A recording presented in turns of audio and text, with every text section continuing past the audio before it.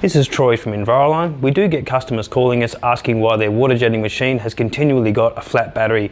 Now, one of the most common reasons we see flat batteries in a water jetter is the key being left in the run position or in the on position. Now, what that does is hold the fuel solenoid open, which preps the engine for a start. So if you have a look down here on this control panel on a Honda V-twin motor, which is a very common engine on a water jetting machine, so that is the off position there. As soon as you click that on to run, that opens the fuel solenoid. So again, no, the fuel solenoid is not open. As soon as you click that on, the fuel solenoid will open up and stay open. So if you leave the key in that position and walk away, it's holding the fuel solenoid open. So overnight or over a couple of hours, that can drain your battery to completely flat. Another reason why we could be seeing flat batteries on water jetting machines is that they don't typically have very long run times on their job compared to other equipment in the market, say like a generator or a pump.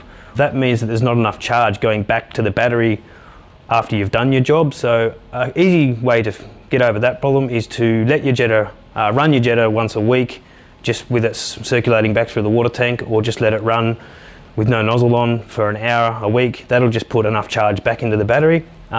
Especially if you're going to be leaving your jetter for a long period of time without using it, just make sure that you start it once a week just to let it top up its battery, or you can get a wall charger and charge it once a month on a wall charger as well. Another fairly common reason why we see flat batteries on water jetting machines is when the operators continually start the jetter with their valves closed. So if you've got your valve in the closed position like that, so that's closed, that is open. When it's closed, what that does is as soon as the engine starts to turn, that's turning the pump, which is beginning to build up pressure in the line. So when that's closed, that's just putting extra stress on the starter motor and the battery and the longevity of the battery life. So always make sure when you're starting your jetter, make sure your valves are open, you've got no nozzles on, wait for water to be running through your system, have your revs up to medium, and then you can close your valve. That will then put your jetter into bypass, and then you can set up your mini reel and start your jetting job.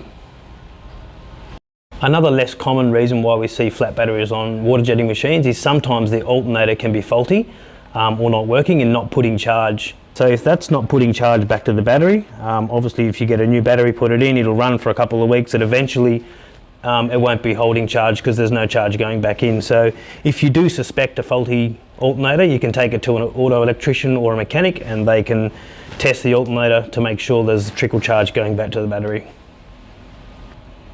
And finally, the most uncommon reason why we see flat batteries on a water jetting machine is that you could have a short in your wiring loom from your starter motor ignition system through to your battery. So if your wires have rubbed through and it's been contacting the frame, or your positive and negative have been intermittently contacting each other, causing a short, that can drain the power out of the battery quite dramatically as well. Again, if you suspect that that's what's wrong, or you do see rub through wires or cut wires, just take it to an auto electrician or a mechanic and get them to assess it and fix it.